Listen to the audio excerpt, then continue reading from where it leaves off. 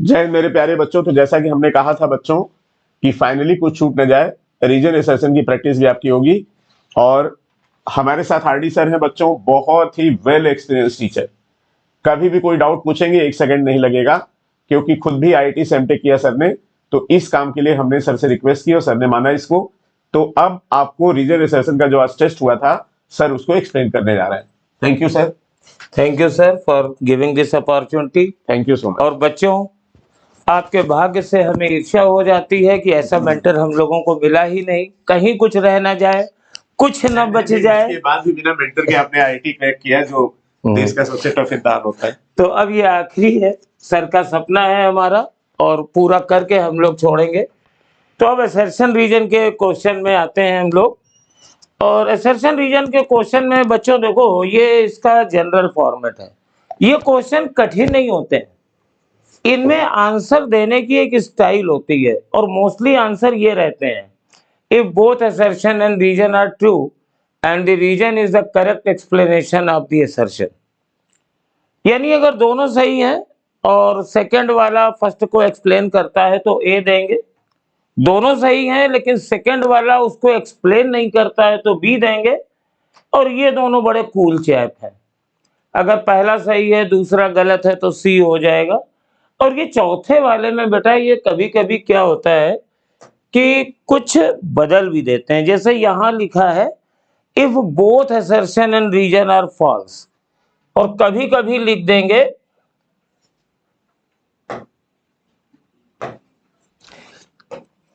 If assertion is false and reason is true। और कभी कभी सिर्फ लिख देंगे सिर्फ assertion is false। ये डी वाले ऑप्शन में कभी एम्स में आता है, कभी आईआईटी में आता है, कभी नीट में आता है। तो डी वाले ऑप्शन में थोड़ा वेरिएशन होता है, लेकिन मोटा मोटा यही है कि अगर असर्शन फॉल्स है तो आपको आंसर डी देना है। तो अब पहला क्वेश्चन लेते हैं। ये देखिए, ये पहला क्वेश्चन है, और आज हमने थोड़े से इजी क्वेश्चन रखे हैं क्योंकि पहला टेस्ट था और पहला दिन भी था। और असर्शन रीजन में आप जानते हैं कि पहले देखना पड़ता है कि असर्शन सही है कि नहीं। The true geographic north direction is found by using a compass needle। अब जो कंपास निडल होती है बेटा, कंपास निडल हमेशा नॉर्थ टू साउथ डायरेक्शन में रुकती है, लेकिन हमेशा ये मैग्नेटिक नॉर्थ और साउथ में रुकती है, जियोग्राफिक नहीं बताती है ये। तो true geographic north direction compass needle से नहीं पाई जा सकती है, ये मैग्नेटिक नॉर्थ और मैग्नेटिक साउथ वाली डायरेक्शन बताती है। और इसका मतलब ये हो गया कि हमारा ये असर्शन वाला स्टेटमेंट रॉन्ग है। अब अगर ये असर्शन वाला स्टेटमेंट रॉन्ग हो गया तो हमारा आंसर डी हो गया। ये बहुत इजी है, अगर दो में से कोई एक गलत हो जाए तो इसका आंसर बहुत सरल हो जाता है, उसमें कोई कंफ्यूजन नहीं रहता है। तब भी रीजन देखिए, magnetic meridian of earth is along the axis of rotation of अर्थ।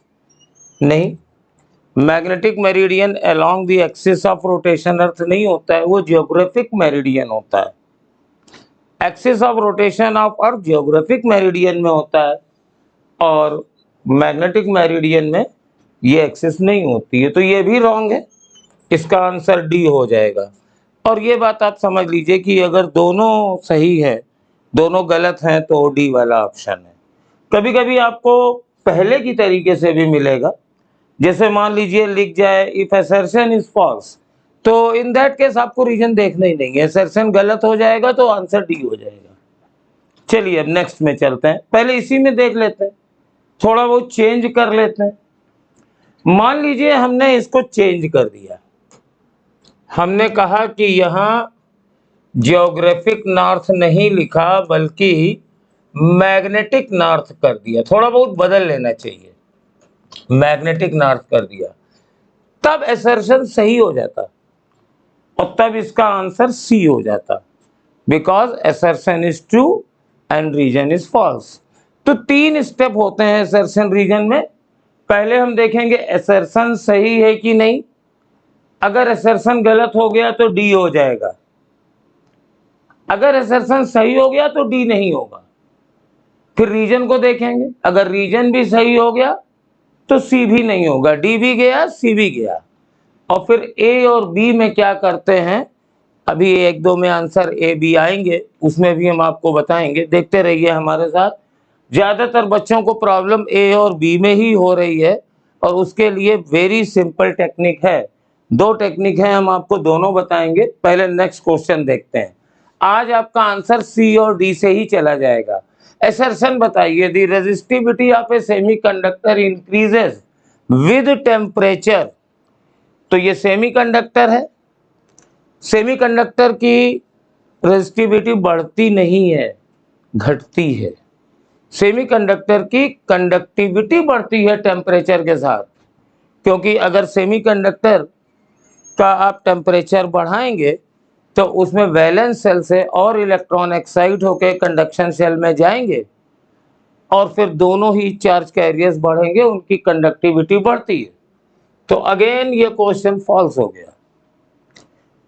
अब रीजन देखिए, the atoms of vibration, atoms of semiconductor vibrate with larger amplitude at higher temperature, thereby increasing the resistivity। तो temperature तो बढ़ाने पर heat मिलेगी, atom के vibrations बढ़ जाएंगे, यहां तक तो ठीक है, लेकिन उसकी रेजिस्टिविटी इंक्रीज नहीं होती है। होता क्या है, सेमीकंडक्टर में आपने पढ़ा होगा, ये वैलेंस बैंड है, ये कंडक्शन बैंड है, यहाँ के जो इलेक्ट्रॉन है, आपने हीट दिया, इसको एनर्जी मिली वाइब्रेशन वगैरह से, तो इधर प्रमोट हो गए, तो यहाँ होल डेवलप हो गया, यहाँ पे इलेक्ट्रॉन आ गए। तो ये वाला स्टेटमेंट भी गलत हो गया, यानी इसका आंसर डी हो गया। सर ए बी बताइए, अभी बताएंगे, आने दीजिए। फिलहाल इसका आंसर डी हो गया। इस टेस्ट में एक और भी सरप्राइज था, वो भी आपको मिलेगा। तो हमेशा याद रखिए, करना क्या है, थोड़ा सा पेशेंस रखिए, जल्दी मत भागिए। असर्शन चेक करिए, गलत हो गया तो डी होगा, सही हो गया तो अब डी नहीं हो सकता। फिर रीजन चेक करिए, गलत हो गया तो सी हो जाएगा, और अगर सही हो गया तो फिर दोनों सही हो गए, तब ए और बी में से कोई आएंगे। थर्ड आंसर आइए। अब इसका आंसर खुद ही बताइए। It is better to wash the clothes in cold soap solution. तो ये तो हमारी मम्मियां भी जानती नहीं है, क्लॉथ गर्म कपड़े से ज्यादा अच्छे धुलते हैं। जब भी कपड़े ज्यादा गंदे हो जाते हैं तो घर वाले बॉयल करके गर्म पानी यूज करते हैं। तो ये 100% गलत है, बेटर नहीं है, बैड है। Better to wash the clothes in hot soap solution. अगर इसको हॉट कर दें तो ये ज्यादा अच्छा रहेगा, तो ये गलत हो गया। Surface tension of cold solution is more than the surface tension of the hot solution. ये और गलत हो गया, क्योंकि हमने तो क्या पढ़ा है कि अगर आप टेम्परेचर बढ़ाएंगे तो सरफेस टेंशन डिक्रीज करता है। क्यों डिक्रीज करता है भी देख भी लीजिए। सरफेस टेंशन का फोर्स बेसिकली कोहेसिव फोर्सेस की वजह से होता है, और कोहेसिव फोर्सेस डिस्टेंस डिपेंडेंट भी होते हैं। तो आप टेम्परेचर बढ़ाएंगे तो उनकी एनर्जी भी बढ़ेगी, मॉलिक्यूल्स के बीच की डिस्टेंस बढ़ेगी, कोहेसिव फोर्स डिक्रीज कर जाएगा, सरफेस टेंशन भी डिक्रीज कर जाएगा। इतना डिक्रीज करता है ना कि अगर आप लिक्विड का टेम्परेचर बढ़ाते जाइए तो एक टेम्परेचर पे सरफेस टेंशन 0 भी हो जाता है। और ये भी बताते हैं, जिस टेम्परेचर पर सरफेस टेंशन 0 हो जाता है उसे कहते हैं क्रिटिकल टेम्परेचर। क्रिटिकल टेम्परेचर कहते हैं। वाटर के लिए ये 100 डिग्री सेल्सियस होता है, लेकिन ये ध्यान रखना है कि ये क्रिटिकल टेम्परेचर बॉइलिंग पॉइंट नहीं होता है, ये एक अलग होता है। ये कोइंसिडेंस है कि वाटर के लिए बॉइलिंग पॉइंट और क्रिटिकल टेम्परेचर सेम है। तो ये दोनों गलत हो गए। अब आप समझ गए हैं इसका आंसर डी होगा। क्या सारे आंसर डी हैं? नहीं, ऐसा नहीं होता है, कोइंसिडेंस हो गया है।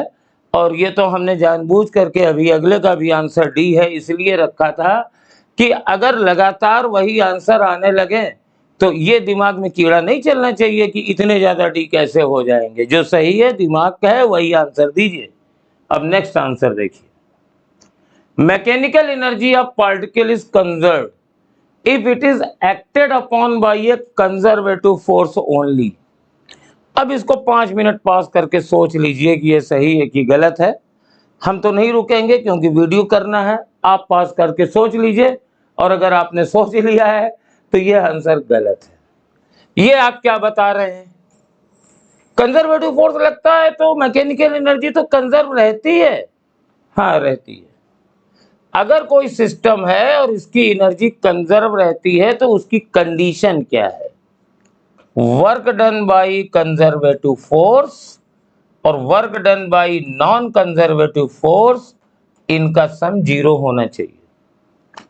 यानी कंडीशन ये नहीं कहती है कि खाली कंजर्वेटिव फोर्स लगे, कंडीशन ये भी नहीं कहती है कि कंजर्वेटिव फोर्स ना लगे। सॉरी, ये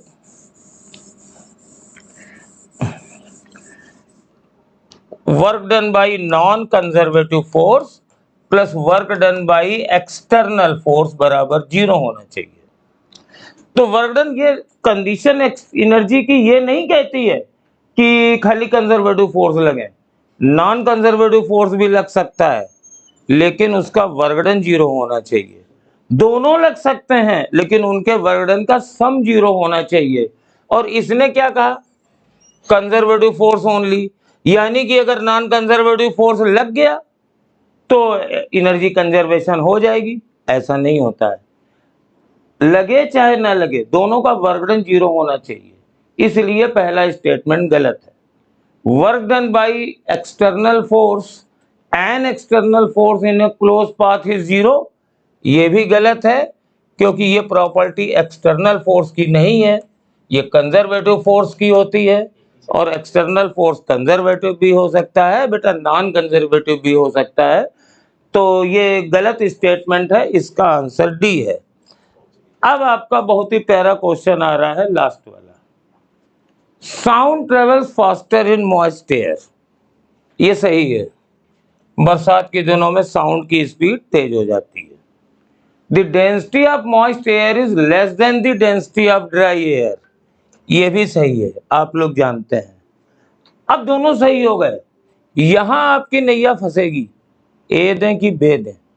तो अब यहां पर देखिए दो तरीके हैं। पहला ये है, ऐसे बोलिए, assertion because reason।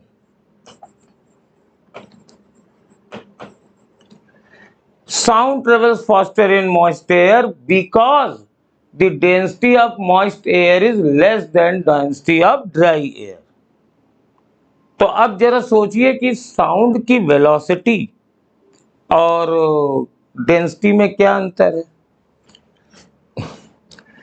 तो मेरे पास v बराबर होता है under root gamma R T by M, और ये जो मॉलिक्यूलर वेट है, जो डेंसिटी है, ये कम होती है। ये मॉइस्ट एयर की डेंसिटी कम हो जाती है। डेंसिटी कैसे निकलती है? Density is proportional to molecular weight, आप जानते भी होंगे, vapour density is equal to molecular weight by 2।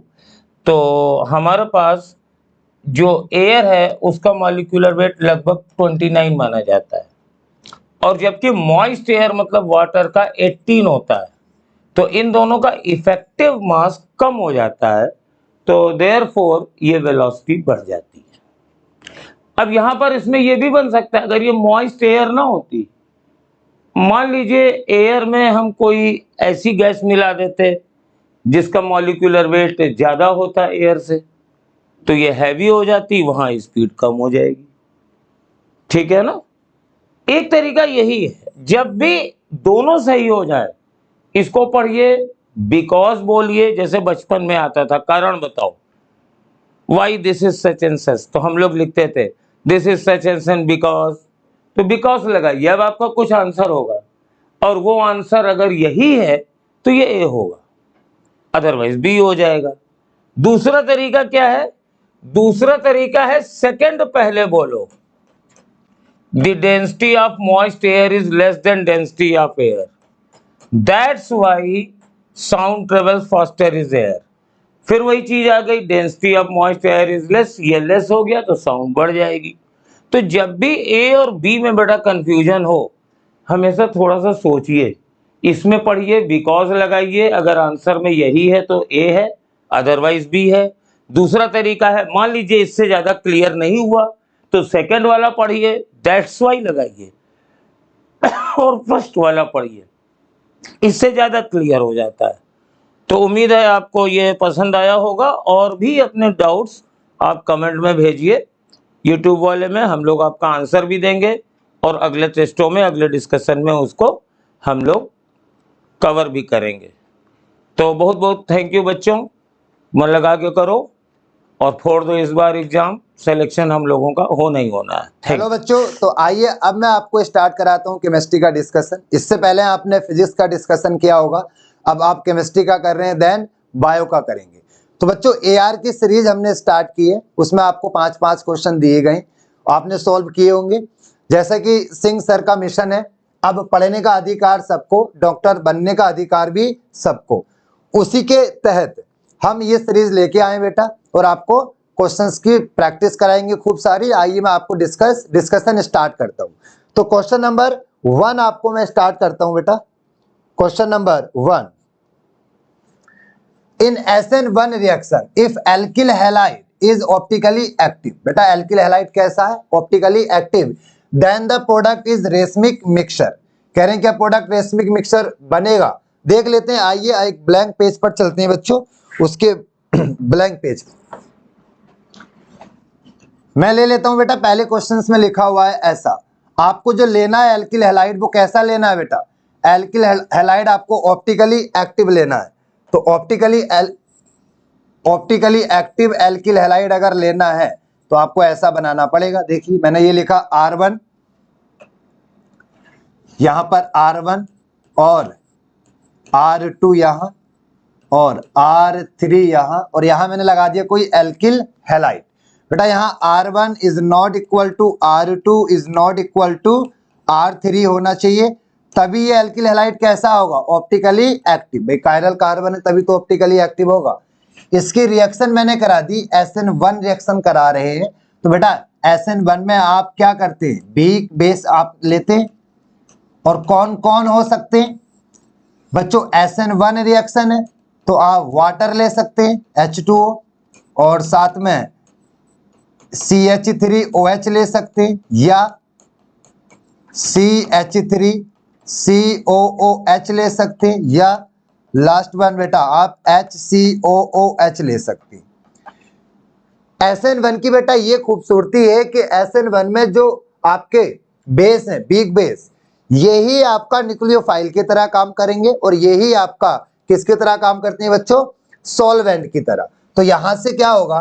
पहले बच्चों यही आपके जितने भी हैं ये act as what? Nucleophile and solvent. तो ये act as both nucleophile and solvent, that is यही आपका न्यूक्लियोफाइल की तरह काम करेंगे, और यही किसकी तरह काम करेंगे? सॉल्वेंट की तरह। इतनी बात समझ आई? क्या होता है पहले स्टेप में बेटा? यहां से जो लिविंग ग्रुप है, ये है आपका लिविंग ग्रुप, ये लीव हो जाएगा। जब ये लीव होगा तो आपका बनेगा कुछ ऐसा। लीव होने के बाद ये बनेगा आपका R1 और R2, R3, यहां पर R2, और यहां बन गया cation. X minus leaving group leave हो गया, और क्या बना? कैटायन बना। देखा बच्चों ये कैटायन बना, और इसको बोला जाता है क्लासिकल कार्बोकैटायन। ये कैसा है? Classical carbocation. और ये बात आपको पता है कि जब भी क्लासिकल कार्बोकैटायन का फॉर्मेशन होता है बेटा, रीअरेंजमेंट होता है। तो क्या यहाँ रीअरेंजमेंट पॉसिबल है? यस। तो रीअरेंजमेंट पॉसिबल, या rearrangement occur if possible, if what? Possible. अगर रीअरेंजमेंट पॉसिबल हुआ तो आप रीअरेंज कराकर ही प्रोडक्ट बनाएंगे। तो SN1 में बेटा क्लासिकल कार्बोकैटायन बनता है और रीअरेंजमेंट हो सकता है। बच्चों क्या ये sp2 हाइब्रिडाइज्ड है? यस। और बेटा अगर ये sp2 हाइब्रिडाइज्ड है तो ये प्लेनर स्ट्रक्चर है, तो मैं इसको ऐसे बना सकता हूं, कार्बन, यहां मैंने लिखा R1, यहां लिखा R3 या R2 और यहां पर R2, ऐसा देखा, कैटायन प्लेनर है, sp2 है। अब बच्चों अटैक होगा दोबारा से, यहां पर अटैक हो जाएगा, यहां पर ये ऐसा, जो भी आपने बेस लिया है या जो भी आपने सॉल्वेंट लिया है, जैसे मैंने H2O ले लिया, तो वो करेगा अटैक इसके लोन पेयर। बेटा यहाँ कैटायन खाली जगह है, ये लोन पेयर अटैक कर देंगे इस खाली जगह पर, तो आपका बनने वाला जो सब्सटेंस होगा या मॉलिक्यूल वो कुछ ऐसा बनेगा। यहाँ मैंने लिखा R3, यहाँ R2 और बेटा यहाँ क्या लगा दिया, OH2+। ऑक्सीजन के लोन पेयर खाली जगह में चले गए तो ऑक्सीजन पे कैसा चार्ज आ गया, प्लस चार्ज। क्या बेटा प्लस चार्ज ऑक्सीजन बर्दाश्त करेगा क्या? नहीं। तो क्या ये आपका अनस्टेबल है? वो अगर ये अनस्टेबल है तो यहां से निकल जाएगा वाटर, तो बेटा यहां से आपका यहां से निकल जाएगा आपका hydrogen H+, that is deprotonation हो जाएगा, डीप्रोटोनेशन, रिमूवल ऑफ H+। अगर बेटा H+ अटैक करता है तो प्रोटोनेशन, अगर वो रिमूव हो गया तो डीप्रोटोनेशन। तो आपका बनेगा कुछ ऐसा, R1C और R2 या R3, R2 और यहां से क्या लगा दिया मैंने, OH, ऐसा बना। बच्चों ये प्लेनर स्ट्रक्चर है, कैसा है ये, प्लेनर। तो न्यूक्लियोफाइल का जो अटैक है ना वो फ्रंट से भी हो सकता है और बेटा बैक से भी हो सकता है, दैट इज दो प्रोडक्ट बन सकते हैं। अगर फ्रंट से अटैक हुआ तो मान लीजिए ऐसा बन गया, अगर आपने बैक से अटैक करा दिया तो बच्चों कुछ ऐसा बनेगा, R1 यहां से C और ये मैंने लिखा R, ऐसा लिख लेते हैं,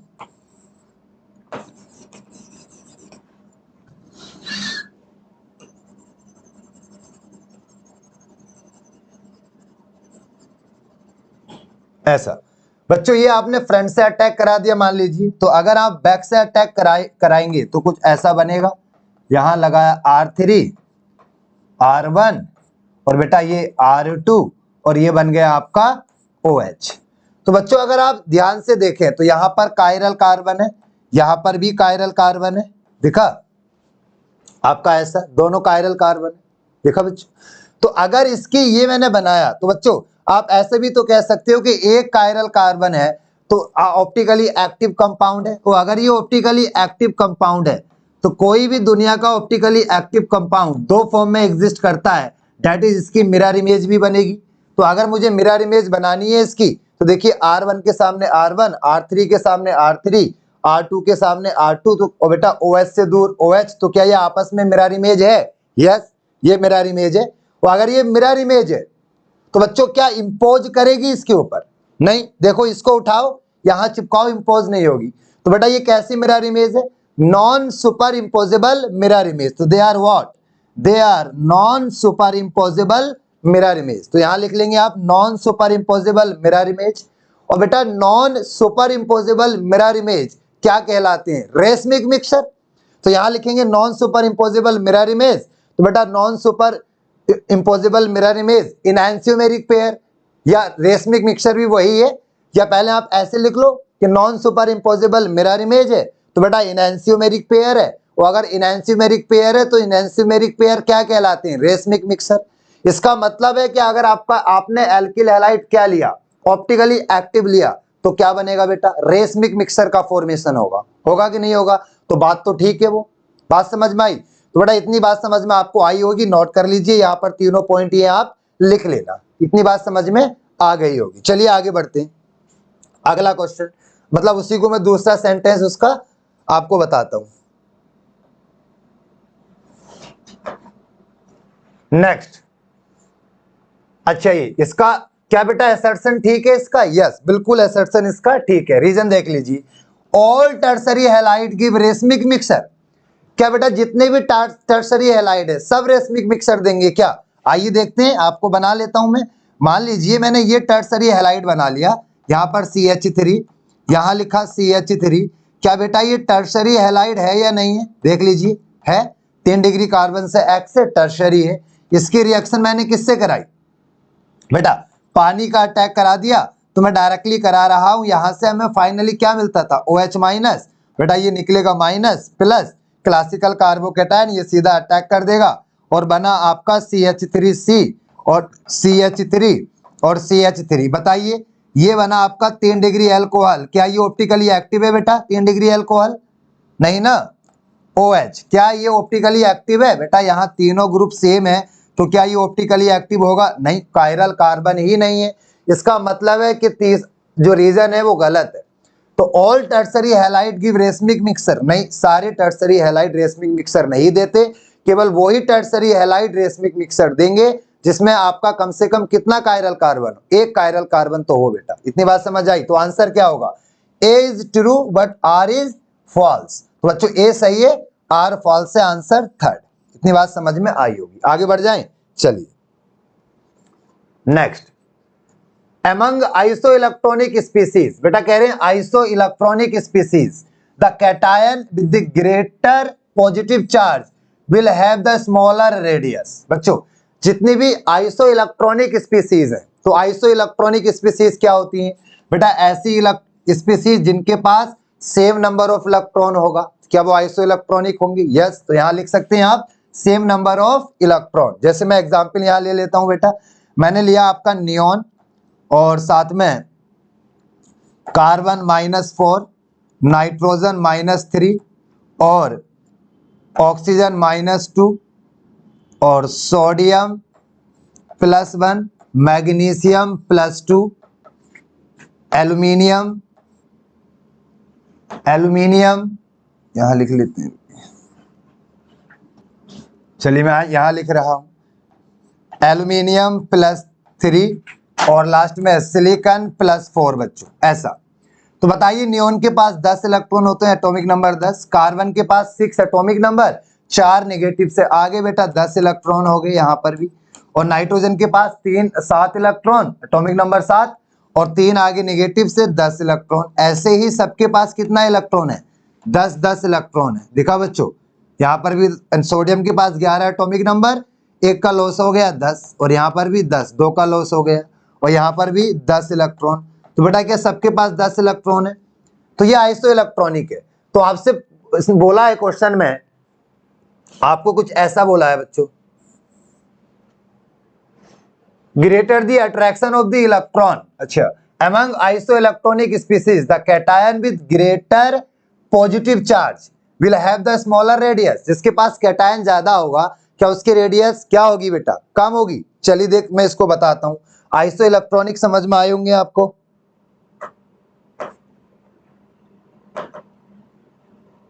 ब्लैंक पेज,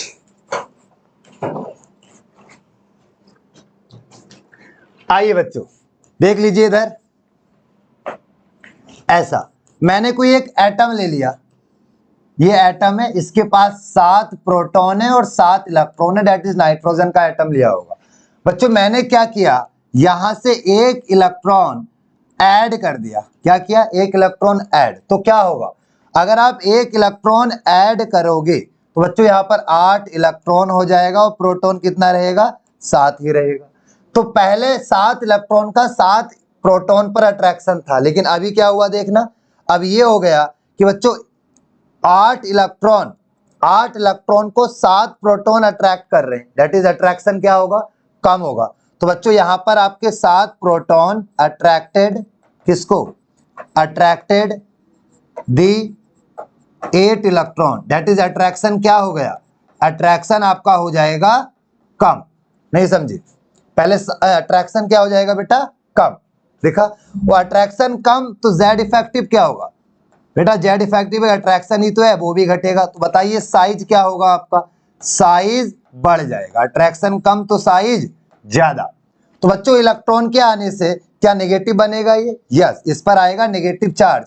अगर आपने इसको x माना तो ये x माइनस बना होगा बच्चों, एक इलेक्ट्रॉन आपने ऐड कर दिया। अगला, अगर आपने क्या किया, एक इलेक्ट्रॉन यहां से रिमूव करा लिया, तो बच्चों 7 इलेक्ट्रॉन को रिमूव कराया तो प्रोटॉन 7 ही रहेंगे, लेकिन इलेक्ट्रॉन कितना हो जाएगा 6। अब 7 प्रोटॉन 6 इलेक्ट्रॉन को अट्रैक्ट करेंगे, अट्रैक्शन बढ़ गया ना बेटा, पॉजिटिव चार्ज 7 प्रोटॉन ज्यादा है तो अट्रैक्शन बढ़ गया। तो यहां से क्या होगा बेटा, अट्रैक्शन फोर्सेस बढ़ जाएंगे, वो अट्रैक्शन बढ़ा तो जेड इफेक्टिव क्या होगा बेटा, बढ़ेगा, और जेड इफेक्टिव बढ़ेगा तो बताइए साइज क्या होगा, साइज आपका कम हो जाएगा। बात समझ में आई, साइज डिक्रीज। इसका मतलब पॉजिटिव आने से क्या साइज आपका डिक्रीज होता है, यस।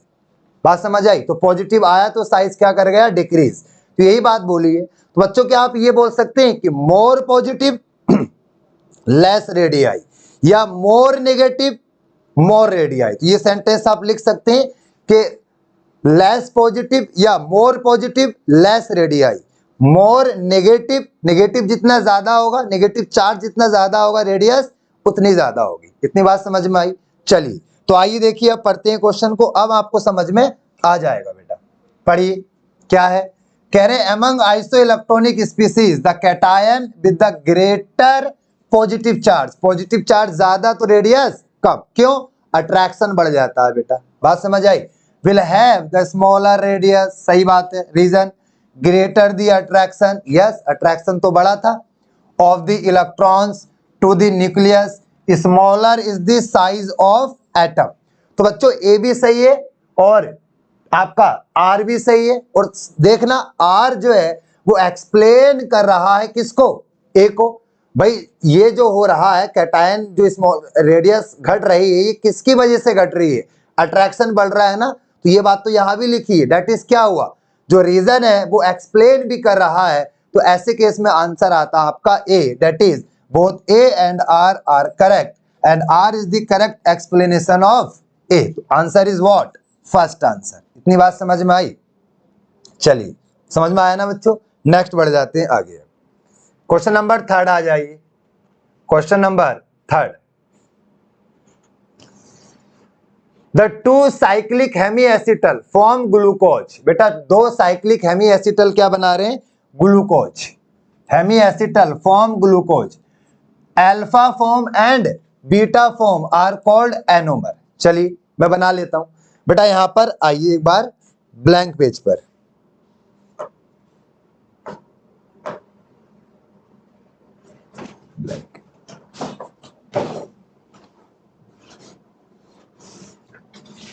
ब्लैंक पेज, आइए बच्चों देखिए इधर जरा, आप ग्लूकोज बना लीजिए। ये आपका ग्लूकोज का स्ट्रक्चर है, और यहां से मैंने बनाया OH और H और OH और यहां से OH, और नीचे क्या लगा CH2OH। क्या ये ग्लूकोज है बेटा, यहाँ H, यहाँ OH और यहाँ H और यहाँ H, ऐसा बेटा। अगर आपको क्या करना है, होता क्या है, यहां से मैं इसकी 2 साइक्लिक फॉर्म बनाता हूं। तो बेटा ये पहला कार्बन है, ये दूसरा, ये तीसरा, ये चौथा, ये पांचवा। बताइए कितने कायरल कार्बन है, क्या टोटल 4 कायरल कार्बन है यहाँ पर, ये आपके 4 कायरल कार्बन है। तो बच्चों यहाँ पर कायरल कार्बन है 4। टोटल स्टीरियो आइसोमर कैसे निकालते हैं, 2 की power n, total stereo isomer क्या बेटा, 2 की पावर n, और n कितना है 4, 2 की पावर 4 बराबर 16। ये अलग से मैंने आपको पॉइंट बताया। चलिए बच्चों यहां से 5th कार्बन का जो बॉन्ड है प्लस माइनस ही टूटता है, 5 कार्बन 5 एटम की रिंग बनती है टोटल, और यहां से ये पोलैरिटी बॉन्ड टूटेगा माइनस और प्लस। तो बच्चों ये H यहाँ अटैक करेगा प्लस पर, और ये वाला जो ऑक्सीजन है ये सीधा अटैक कर देता है आपके फर्स्ट कार्बन पर। तो बनकर कुछ ऐसा तैयार होगा कार्बन। इधर मैंने लगा लिया OH राइट में, और यहाँ लगाया H, और यहाँ बेटा OH और H, OH, OH और नीचे CH2OH ऐसा, और यहाँ वही आपका H OH अपोजिट होता है H और H, ऐसा बना, देखा। तो बच्चों यहां से जो आपका 5th कार्बन है ये वाला 1 2 3 4 5, यहां से जो मैंने ये ऑक्सीजन लिखा है बेटा, यह हाइड्रोजन तो मैं ऊपर पहुंचा चुका हूं।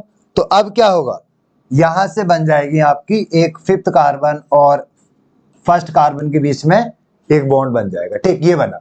उसके बाद ऐसे आप बनाओगे, एक बार मैंने OH राइट में लगा दिया, दूसरी बार कहाँ लगा दूं, लेफ्ट में लगा दूं, तो ये कार्बन और यहां मैंने लगाया OH और यहाँ पर H, और बेटा मैं नीचे डायरेक्टली लगा दूं अब CH2OH। चलिए मैं बना ही देता हूं। यहां से क्या बनेगा, OH और यहां से फिर आपका H, OH और OH। बेटा यहाँ का जो O है वो डायरेक्टली किससे चिपकेगा, एक रिंग बनाएगा ऐसा। इतनी बात समझ आई, ये आपका आ गया। अब देखिए बच्चों, नया कायरल कार्बन जनरेट हुआ है, ये आपका नया कायरल कार्बन जनरेट हुआ है। साइक्लिक फॉर्म मैंने बना दी, तो ये आपका कैसा कायरल कार्बन जनरेट हो गया, एक नया कायरल कार्बन जनरेट हुआ। देखा बच्चों, ये फर्स्ट कार्बन है आपका, ये भी कैसा है, फर्स्ट कार्बन। तो अगर फर्स्ट कार्बन पर OH राइट साइड में है तो इसको बोलते हैं अल्फा, और बच्चों ये D सीरीज का है तो अल्फा D, और ग्लूकोज है तो अल्फा D ग्लूकोज। बात समझ आई। अगर OH आपका कहाँ है, लेफ्ट में है, तो बच्चों इसको बोलते हैं beta, that is beta D glucose. और बेटा ऐसे साइक्लिक स्ट्रक्चर जिसमें केवल एक कायरल कार्बन के अबाउट आपका कॉन्फ़िगरेशन या एक कायरल कार्बन के अबाउट OH की पोजीशन डिफरेंट हो, वो कहलाते हैं आपस में एनोमर। तो बच्चों क्या पहले कार्बन पर OH राइट में है, दूसरे कार्बन पर लेफ्ट में है, तो ये आपस में क्या हो गए, एनोमर। और कैसे एनोमर है, ये C1 एनोमर है बच्चों। तो alpha D glucose and beta D glucose, बताइए आपस में कैसे हो गए, C1 एनोमर। एनोमर क्या होते हैं, ये बात समझ में आई आपको। ऐसे साइक्लिक स्टीरियो आइसोमर जिनमें एक कायरल कार्बन के अबाउट OH की पोजीशन अलग अलग है, वो कहलाते हैं आपके एनोमर। तो बच्चों ये दोनों एनोमर है। तो क्या ये बात समझ में आई कि एनोमर कैसे बने, अल्फा डी ग्लूकोज और बीटा डी ग्लूकोज क्या होते हैं आपस में, एनोमर। इतनी बात समझ आई। चलिए आप इसको नोट कर लीजिए, आगे मैं आपको दिखाता हूं अब इसका assertion. The two cyclic hemiacetal. Sir ये हेमी एसिटल क्या था बेटा, अगर फर्स्ट कार्बन पे आप देखना, फर्स्ट कार्बन पर अगर यह कार्बन पर H और OH दोनों लगे, फर्स्ट कार्बन जो मैंने डायग्राम बनाया था उसके फर्स्ट कार्बन पर H और OH दोनों है ना, तो इसको बोलते हैं हेमी एसिटल। तो हेमी एसिटल बना दोनों में, दिखा। आइए, तो the two cyclic hemiacetal form glucose, alpha form and beta form are called enomer. Enomers differ only in the configuration of the hydroxyl group of C1। क्या बेटा बात सही है, बात तो दोनों ठीक है, नहीं समझे, लेकिन आपको करना है आंसर। तो बेटा anomer differ only in the configuration of hydroxyl group. Yes, hydroxyl group आपका C1 पर अलग अलग है, लेकिन एक बात बताइए, क्या इतने होने से आपका जो एनोमर बना कार्बन 1 पर, तो बच्चों क्या इतना होने से ये एक्सप्लेन कर रहा है कि नहीं, सोचकर बताइए, क्या एक्सप्लेन करेगा बेटा, बताना थोड़ा सा।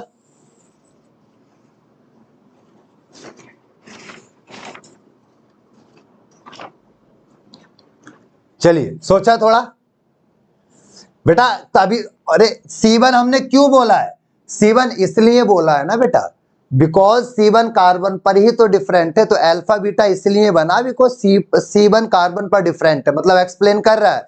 तो आंसर क्या हो जाएगा इसका, first. Both A and R correct and R is the correct explanation of A। इतनी बात समझ में आई हो तो मैं आगे बढ़ जाऊं बेटा। आई, चलिए नेक्स्ट, अगला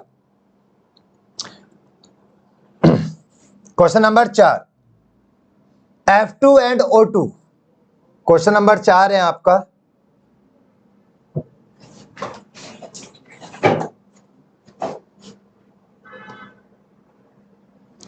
question number 4, F2 and O2 minus है बॉन्ड ऑर्डर 1। आइए देखते हैं बेटा किस किस का है।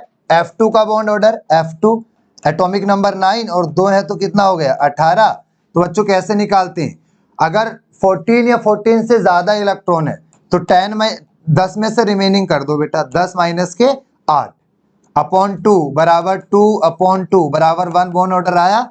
ऐसे निकाल लीजिए O2 माइनस 2 का, तो O2 माइनस 2 का बेटा 8 टू 16 और 2 माइनस से हो गए कितना 18।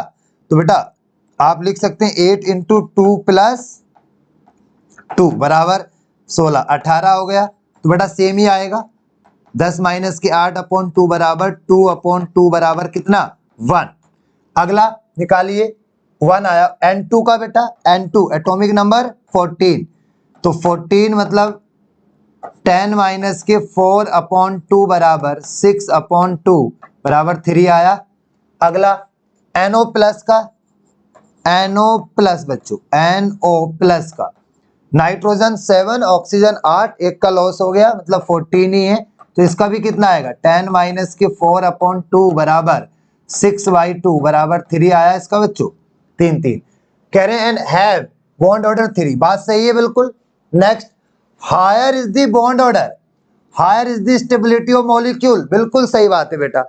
Bond order, bond strength, bond energy और स्टेबिलिटी, ये तीनों आपस में डायरेक्टली होते हैं और बॉन्ड लेंथ इनके उल्टी होती है बच्चों। कौन कौन, आप एक ट्रिक लिख सकते हैं कौन कौन डायरेक्टली होते हैं बेटा। यहां पर bond order, bond strength, bond stability and bond energy, ये तीनों क्या होते हैं डायरेक्टली, और बॉन्ड लेंथ इसका उल्टा होता है। इतनी बात समझ आई। तो बेटा देख लीजिए, आपका higher the bond order, higher is the stability of molecule, बात तो ठीक है, लेकिन बेटा स्टेबिलिटी से ये कहां एक्सप्लेन हो रहा है कि इसका बॉन्ड ऑर्डर 1 आएगा और इसका बॉन्ड ऑर्डर 3 आएगा, नहीं। स्टेबिलिटी, आप स्टेबिलिटी केवल इस बात को डिफाइन कर रही है कि मॉलिक्यूल ज्यादा स्टेबल है, बाकी ये बात एक्सप्लेन थोड़ी कर रहा है। बात ठीक है, बट क्या एक्सप्लेन कर रहा है क्या बेटा, इसका बॉन्ड ऑर्डर CO का 3 इसलिए आया है क्या, बिकॉज इसकी स्टेबिलिटी ज्यादा है, नहीं, ऐसा तो कुछ भी नहीं है।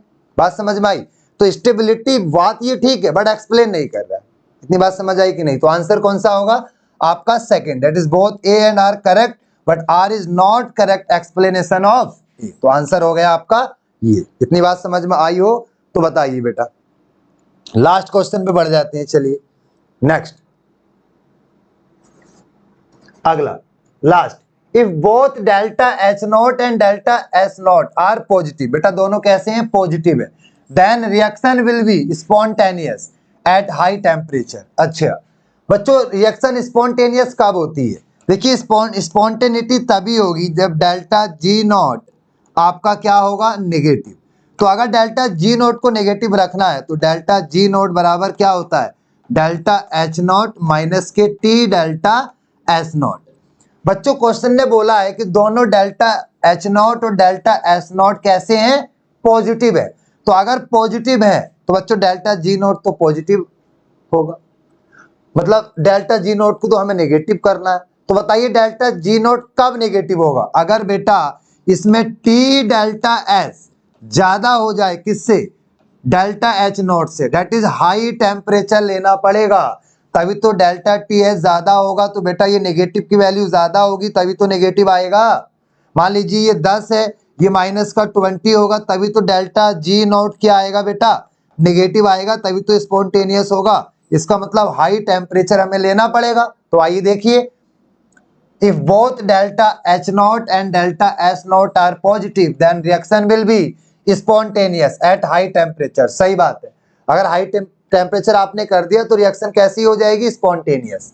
अगला, all process with positive entropy change are non spontaneous। बेटा पॉजिटिव एंट्रोपी चेंज हो रही है आपकी तो नॉन स्पॉन्टेनियस बोला है। बच्चों पॉजिटिव एंट्रोपी चेंज क्या नॉन स्पॉन्टेनियस होगा, भाई ये बात आपको पता है कि आपका स्पॉन्टेनियस कब होता है, जब बच्चों आपका टोटल एंट्रोपी चेंज और सराउंडिंग की जो एंट्रोपी है वो पॉजिटिव हो, तब आपका क्या होगा, स्पॉन्टेनियस है। यहाँ non spontaneous that is entropy change are non spontaneous. तो मतलब ये सेंटेंस ही गलत हो गया। बात समझ आई। तो पहला सही है, दूसरा गलत है। आंसर क्या होगा, बोथ ए आर, नहीं, A is true R is false. इतनी बात समझ में आई कि नहीं आई। चलिए तो बेटा ये आपका था, आई होप आपको समझ में आया होगा। बेटा थोड़ा ज्यादा मैंने टाइम ले लिया, कोई बात नहीं, लेकिन काफी बातें बताई इधर उधर की, तो आप इसको एक बार पढ़ डिस्कस कर लेना, जो भी प्रॉब्लम हो आप बता सकते हैं। तो चलिए ठीक है, थैंक यू, धन्यवाद। हेलो बच्चों, न्यू लाइट के यूट्यूब चैनल पर आप सभी का स्वागत है प्यारे बच्चों। और मैं विक्रम चक्रवर्ती आपके समक्ष लेकर के हाजिर हुआ हूँ एसर्शन रीजन की ये नई सीरीज हमारे डायरेक्टर सर एसपी सिंह का प्रयास, ताकि नीट के एग्जाम से पहले आपको एसर्शन रीजन की समस्या को दूर किया जाए। आज ये पहला टेस्ट था जो कि 18 अप्रैल 2023 को आज सुबह हमारे ऐप पर 9 बजे से लेकर 9:20 पे 20 मिनट में सवाल हुए, जिसमें 5 फिजिक्स, 5 केमिस्ट्री और 10 बायो का ये पेपर हुआ है। और उसके बाद इसका डिटेल डिस्कशन हमारे सभी साथी मुस्तकीम सर, आरडी सर और मैं विक्रम सर आपको इसका प्रॉपर एक्सप्लेनेशन देने वाले हैं। तो ये हमारे डायरेक्टर सर का एक नया प्रयास था हमारे इंस्टीट्यूट की तरफ से। तो ये रहा शिक्षा का अधिकार सभी को और डॉक्टर बनने का अधिकार सभी को। और ये रहा आपकी स्क्रीन के सामने पहला सवाल, given below are two statement. Assertion reason में आप सबसे बड़ी चीज़ क्या है कि हमेशा ये 4 ही ऑप्शन आपके फिक्स रहते हैं, इसमें आप सोचना रहता है। लेकिन ये चीज़ है कि एसर्शन करने के लिए आपको कंसेप्ट प्रॉपरली आना चाहिए। कहीं पर भी अगर एक्सेप्शन है, कोई भी अगर मगर की स्थिति अगर आपके मन में आ रही है, तो एसर्शन के सवाल करने में आपको दिक्कत हो जाती है। तो इसी समस्या को दूर करने के लिए ये प्रयास किया जा रहा है हमारी इंस्टीट्यूट की तरफ से। तो लिखा पहले assertion facilitated diffusion is a passive process. अब पैसिव प्रोसेस लिखा है ये तो ठीक है, लेकिन facilitated diffusion requires special membrane protein for transport, और ये भी सही है। अब देखिए पैसिव लिखा है, इसका मतलब इसमें no expenditure of ATP use नहीं होता है, इसलिए आप इसे पैसिव बोलते हो। लेकिन रीजन में ऐसा कहीं लिखा नहीं है कि एक्सपेंडिचर एटीपी नहीं होता तो हम पैसिव बोलते हैं। ये फैसलेट डिफ्यूजन की एक स्पेशल प्रॉपर्टी है। आपकी बुक में जो चार्ट बना है जिसमें फैसलेट डिफ्यूजन और एक्टिव ट्रांसपोर्ट की कुछ बातें बताई गई थी, जिसमें कहा गया था कि इसको स्पेशल मेम्ब्रेन प्रोटीन की रिक्वायर्ड होती है, ये पैसिव है और ये डाउन हिल है, पहली बात। और उसके बाद इसको ग्रेडियंट के अलाउंग चलता है। तो इतनी बात जो चार्ट में कंप्लेन कराया गया है तो उससे लिया गया सेंटेंस, और तो ये एक इंडिपेंडेंट सेंटेंस है और ये भी एक इंडिपेंडेंट सेंटेंस है, ठीक है। तो ये इसका करेक्ट एक्सप्लेन नहीं है, that is answer will B first. अब होता क्या, सपोज दैट ये आपकी एक मेम्ब्रेन है, तो कंसंट्रेशन का बिल्डअप यहाँ पहले हो जाता है और अलोंग द कंसंट्रेशन जाता है, और जो चीज़ अलोंग द कंसंट्रेशन जाती है वो पैसिव होती है। तो पैसिव होने के लिए, उसका रीजन बनने के लिए नो एक्सपेंडिचर ऑफ एटीपी होता तो इसका करेक्ट एक्सप्लेन होता है, इसलिए आंसर विल बी फर्स्ट।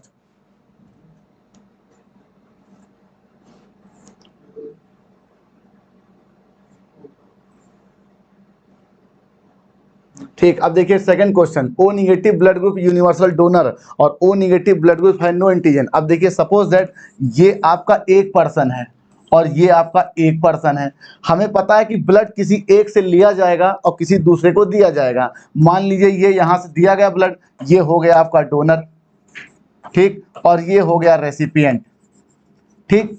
अब देखिए हमेशा कहते हैं कि मुझे उससे टसन है, मुझे उससे लड़ना है, मुझे उससे फाइट करना है। तो ये जो उससे और उसे होता है, लड़ने और झगड़ने के लिए कम से कम 2 व्यक्ति तो मिनिमम होने चाहिए।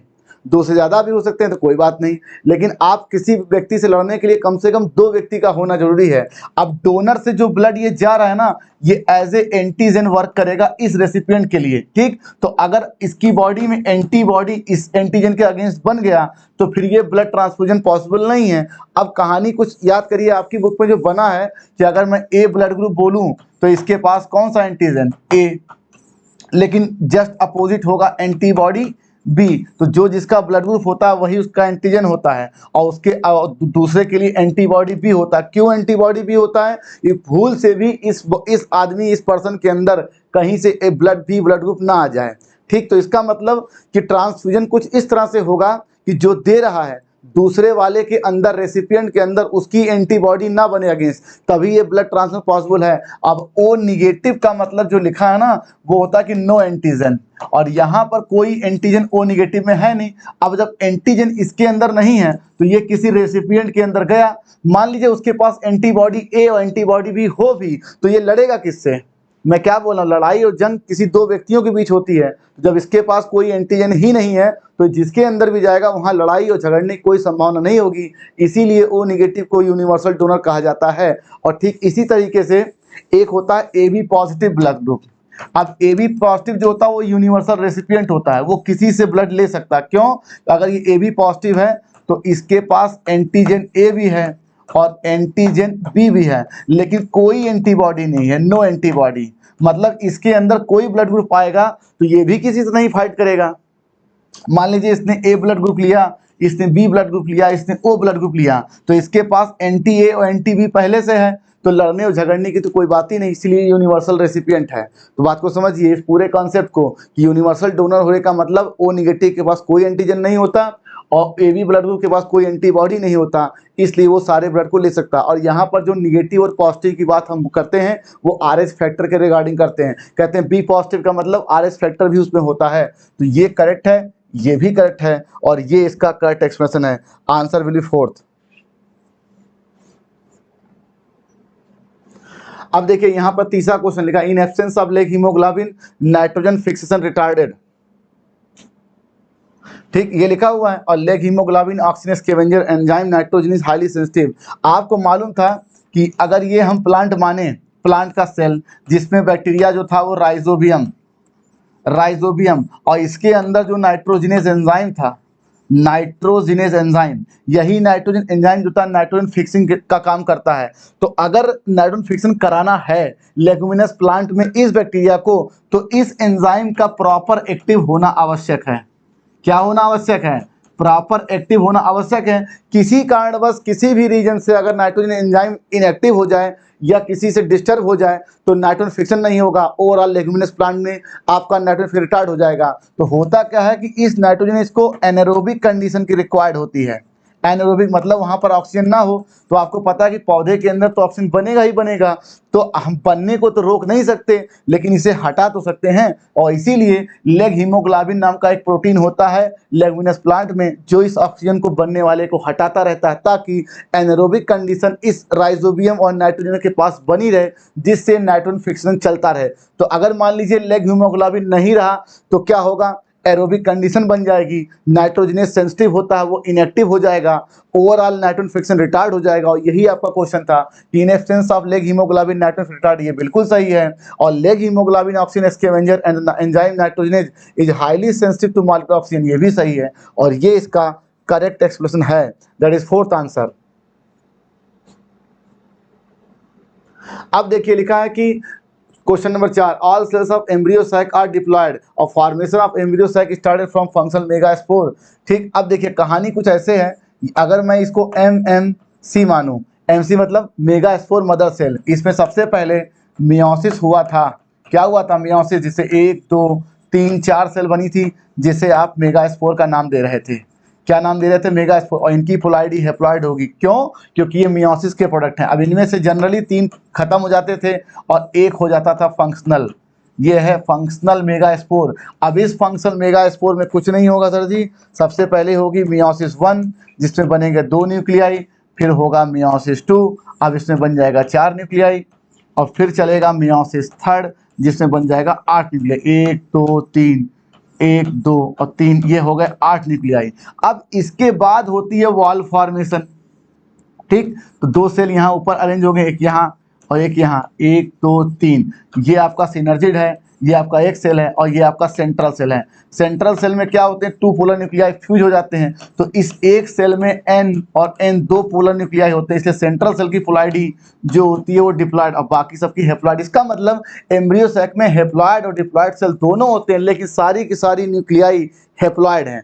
ठीक, और इसकी स्टार्टिंग क्यों हेप्लॉयड है? क्योंकि ये हेप्लॉयड सेल के प्रोडक्ट हैं, माइटोसिस से पोलैरिटी चेंज नहीं होती है। तो कह रहे all cells of embryo sac are diploid, नहीं, डिप्लॉयड सारे नहीं, क्यों? सेंट्रल सेल है, हेप्लॉयड भी हो सकता है और डिप्लॉयड भी, तो ये तो गलत हो गया। अब क्यों? Formation of embryo sac start from functional. अब ये एम्ब्रियो सैक इस फंक्शनल मेगास्पोर से बनने वाला माइटोसिस का प्रोडक्ट था, इसलिए ये सेंटेंस बिल्कुल सही लिखा है। तो पहला गलत है, दूसरा सही है, A is false and R is true. अब एक बड़ी कमाल की बात, यहाँ पर जो ये माइटोसिस हो रहा है ये फ्री न्यूक्लियर डिवीजन है, कैरियोकाइनेसिस हो रहा है लेकिन साइटोकाइनेसिस नहीं हो रहा है। ठीक है, लगातार पर सेल न्यूक्लियाई बढ़ रही है। तो न्यूक्लियाई सारी की सारी आपकी हेप्लॉयड होती हैं और central cell 2 polar nuclei fuse हो जाने के कारण उसमें 2 न्यूक्लियस बन जाते हैं पर सेल, इसलिए वो डिप्लॉयड होता है। इसलिए पहला गलत है, दूसरा सही है। Answer will be 3rd। Question number 5, अब देखिए assertion thorn and tendril of bougainvillea and cucurbita में होमोलॉगी। आपको पता होमोलॉगी की बात आप तब करते थे जब आपका ओरिजिन सेम हो, ओरिजिन सेम हो but they perform different function. जैसे आपको पता था मैमल्स 4 लिम्ब के पैटर्न, 4 लिम्ब के बोन जो होते हैं वो होमोलॉगी की शो करते हैं। क्यों? हमारे में हम खाने पीने चलने के काम करने के लिए कर रहे हैं, घोड़ा दौड़ने के लिए कर रहा है, और व्हेल तैरने के लिए कर रही है, और जो आपका चमगादड़ होता है वो उड़ने के लिए काम कर रहा है। सब में 4 लिम्ब बोन ही है, सबकी ओरिजिन सेम है, लेकिन सबके फंक्शन डिफरेंट है। लेकिन यहाँ पर आपकी बुक में थॉर्न ऑफ बोगनविलिया, क्यों थॉर्न? जो बोगनविलिया का थॉर्न है ये प्रोटेक्शन देता है किससे? ग्रेजिंग ब्राउजिंग करने वाले एनिमल से। और कुकुरबिटा का जो टेंडिल है ये इसको चढ़ने में मदद करता है। तो ये तो ठीक सही है। और क्यों ये होमोलॉगी? क्योंकि ये दोनों के दोनों स्टेम के मॉडिफिकेशन है, और आपकी मॉर्फोलॉजी वाले चैप्टर में ही बताया गया है ये दोनों स्टेम के मॉडिफिकेशन। अब स्टेम आपका सेम चीज है तो सेम चीज के ओरिजिन हुई है इन दोनों की, थॉर्न की और आपके टेंडिल की, इसलिए इसका करेक्ट एक्सप्लेनेशन है। Answer will B 4th answer. ठीक, क्वेश्चन नंबर 6 देखिए, लिखा generally after proper sexual intercourse A 60 years old woman does not pregnant. अब इस क्वेश्चन को समझने के लिए सबसे पहले काम क्या करेंगे, आपको पता है कि मेल ह्यूमन, आपकी बुक में ये बात लिखी है इनडायरेक्टली, और ये फीमेल ह्यूमन। ठीक, मेल और फीमेल ह्यूमन के बीच जब सेक्सुअल इंटरकोर्स फिजिकल रिलेशन बनता है तो मेल से आपका मेल गैमेट फीमेल के ट्रैक में जाता है, जहां पर मेल और फीमेल गैमेट फ्यूज करके क्या बनाता है? जायगोट।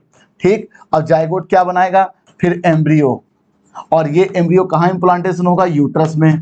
ठीक, अब जब यूट्रस में इम्प्लांटेशन होगा तो वहीं से नई घटना शुरू हो जाएगी, प्रेगनेंसी सस्टेन्ड। ठीक, इसका मतलब प्रेगनेंसी सस्टेन्ड होने के लिए एम्ब्रियो बनना आवश्यक है, एम्ब्रियो के लिए जायगोट आवश्यक है, और जायगोट के लिए 2 मेल गैमेट नेसेसरी हैं ताकि वो आपस में फ्यूज करें। ठीक, और भले ही अब देखिए, अब कुछ ऐसा हो कि मेल या फीमेल गैमेट में से कोई एक एब्सेंट हो जाए तो फिर जायगोट बनेगा नहीं, एम्ब्रियो बनेगा नहीं, इम्प्लांटेशन नहीं होगा, प्रेगनेंसी सस्टेन नहीं करेगा। तो मान लीजिए आपको पता है कि 50 इयर्स के अराउंड या 55 इयर्स के अराउंड मीनोपॉज होने लग जाता है फीमेल ह्यूमन में, मतलब फीमेल लेडी में। मीनोपॉज मतलब मेंस्ट्रुअल साइकिल स्टॉप। ठीक, तो जब मेंस्ट्रुअल साइकिल नहीं है तो ओवुलेशन नहीं है, ओवुलेशन नहीं है तो ओवम नहीं है, और मेरी समझ से ओवम ही आपका फीमेल गैमेट है।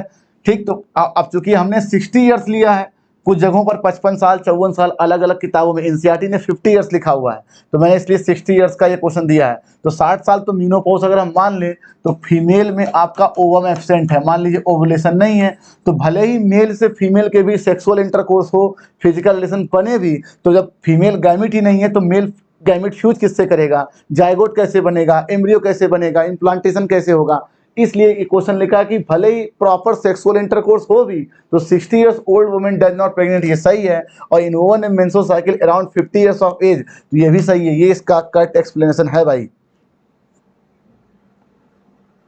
क्वेश्चन नंबर 7 देखिए, human blood group is a good example of multiplism. अब देखिए जेनेटिक्स 2 प्रकार की थी, एक आपकी मेंडल के समय की, मेंडल अपने समय में जितना भी उन्होंने जेनेटिक्स से सीखा था उन्होंने दुनिया को बता दिया, लेकिन समय पर जैसे जैसे अलग अलग वैज्ञानिक आते गए उन्होंने मेंडल की कही हुई बातों को धीरे धीरे डिस्कार्ड किया कि नहीं ऐसा भी होता। मेंडल अपने समय में कहते थे कि एक कैरेक्टर के लिए एक जीन होता है, एक जीन के 2 एलील होते हैं। ठीक, और एक कैरेक्टर के लिए एक जीन होता है और एक जीन केवल एक कैरेक्टर गवर्न करती है। तो सबसे पहले प्लियोट्रॉपी का एग्जांपल है जिसने ये बताया कि एक जीन कई सारे फिनोटाइप को गवर्न करती है।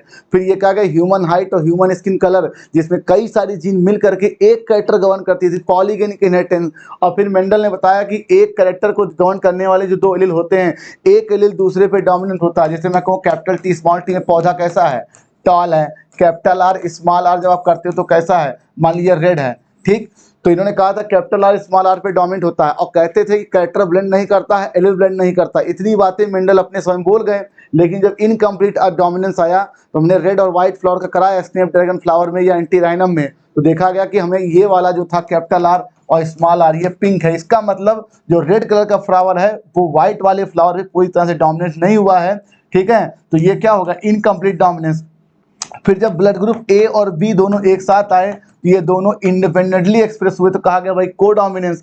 उसके बाद ये कहा गया कि जब एक कैरेक्टर के 2 एलील होते हैं, ठीक, एक कैरेक्टर के एक जीन के, तो फिर मल्टीपलिज्म आया। आई वो जीन है जो ह्यूमन ब्लड ग्रुप को कंट्रोल करती है, गवर्न करती है, और इसके 3 एलील थे, capital I A, I B, I O not. इसका मतलब अब चूंकि मेंडल अपने समय में बोल गए थे कि एक जीन के 2 एलील होंगे, तो इसके लिए कुछ ना कुछ टर्म देना था, इसीलिए कहा गया कि human blood group is a good example of multiple allelism. तो इसलिए सही है क्योंकि 2 से ज्यादा एलील मिल रहे हैं।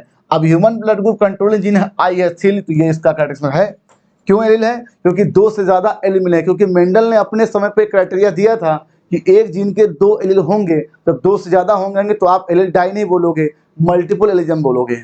ठीक है, तो तो ये बातें सही हैं, लेकिन मेंडल की कुछ बातें आज भी सही हैं। लॉ ऑफ सेग्रीगेशन वो यूनिवर्सल लॉ है, law of purity of gamete है, इसका कोई एक्सेप्शन नहीं है।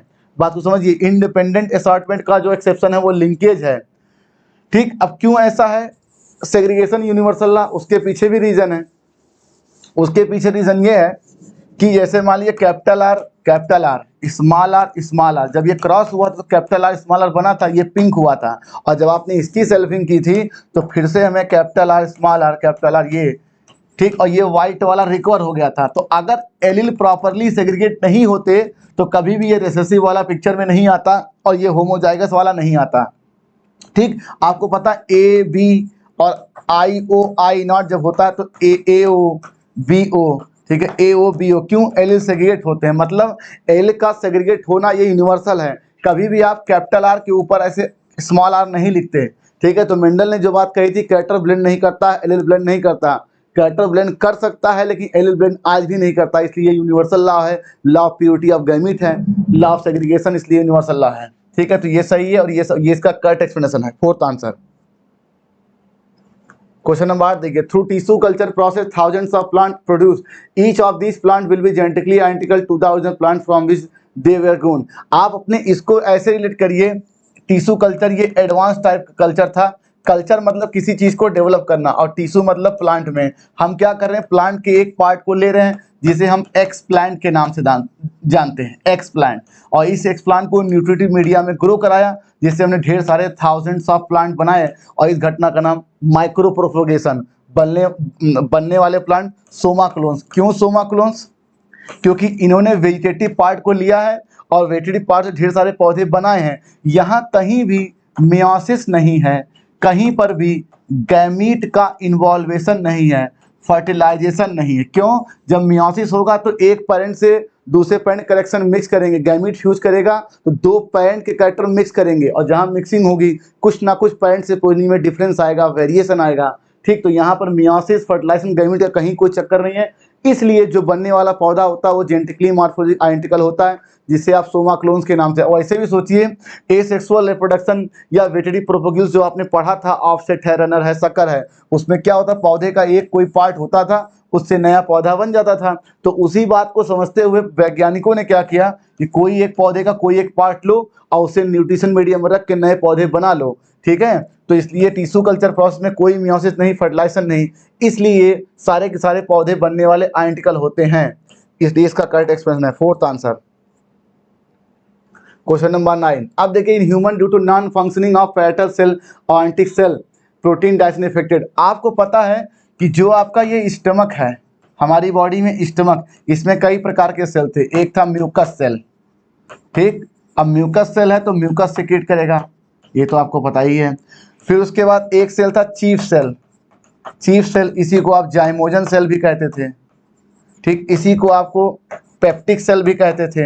ये क्या सिक्रीट करता था, प्रोरेनिन, ठीक, और पेप्सिनोजेन। ये इनएक्टिव एंजाइम है, अभी ये वर्किंग में नहीं है, पहली बात। और तीसरा था पेराइटल सेल, ऑक्जिंटिक सेल, ठीक, ये एचसीएल सिक्रीट करता था। ठीक, अब एचसीएल सिक्रीट करता, एचसीएल हाईली एसिडिक होता है, आपको पता है, जहां भी जाएगा वहां पर अपने सराउंडिंग को क्या करेगा, एसिडिक बनाएगा। अब प्रोरेनिन और पेप्सिनोजेन को एक्टिव होने के लिए, पेप्सिन में बदलने के लिए हमें एसिडिक पीएच की रिक्वायर्ड होती है, और यही एसिडिक पीएच इस एचसीएल की वजह से बनता है। इसका मतलब कि प्रोरेनिन या पेप्सिनोजेन को अगर पेप्सिन या रेनिन बदलना है तो उन्हें एसिडिक पीएच की रिक्वायर्ड है, एचसीएल की रिक्वायर्ड है, और ये दोनों जो होते हैं ये प्रोटियोलिटिक एंजाइम है। अब सर जी, ये प्रोटियोलिटिक एंजाइम का ऐसे एंजाइम जो प्रोटीन का डाइजेशन करते हैं, ठीक है, तो प्रोटीन डाइजेशन एंजाइम है, तो अगर प्रोटीन का डाइजेशन कराना है तो पेप्सिन का होना आवश्यक है, और पेप्सिन का अगर होना आवश्यक है तो इस रिएक्शन को एक्टिव होना भी आवश्यक है इन एंजाइम का, और ये आवश्यक है तो एचसीएल। तो इसका मतलब अगर एचसीएल नहीं होगा तो ये रिएक्शन नहीं होगी जिससे ये एक्टिव बने, प्रोटीन डाइजेशन हो। तो इसका मतलब अगर पेराइटल से नॉन फंक्शन हो जाए तो एचसीएल नहीं निकालेगी, एचसीएल इस रिएक्शन को नहीं करेगा जिससे प्रोटीन का इफेक्टेड होगा। और मेरी समझ से यही क्वेश्चन है कि in human due to non function of parietal cell of cell protein digestion affected और parietal cell of cell secrete HCl that are necessary for conversion of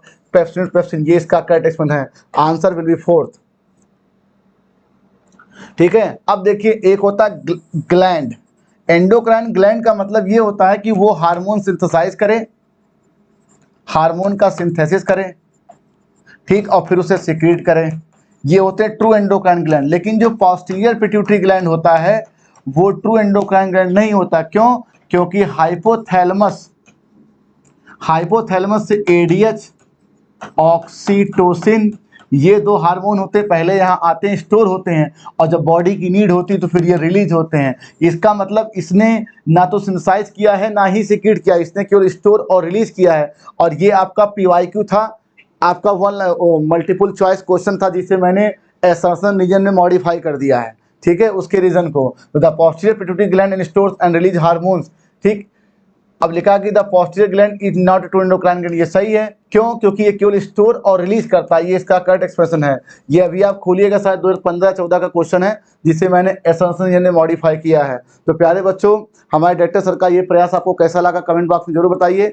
और अभी आपका जो शेड्यूल मिला है उसी शेड्यूल के हिसाब से हमारे साथी मुस्तकीम सर, आरडी सर भी, हम लोग मिलकर के एक साथ आपको ये वीडियो प्रोवाइड करेंगे। सेशन कैसा लगा कमेंट बॉक्स में जरूर बताइए, और क्या इंप्लीमेंट चाहते हैं मुझसे और मेरे साथियों से, मेरी संस्था से, बिल्कुल कमेंट बॉक्स में बताइए। बिल्कुल सोचिए नहीं, क्योंकि जो भी हम लोग कर रहे हैं आपके भले के लिए कर रहे हैं। अब आप और मुझसे क्या एक्सपेक्टेशन रखते हैं वो आप कमेंट बॉक्स में जरूर बताइए। Thank you for watching the video, bye bye.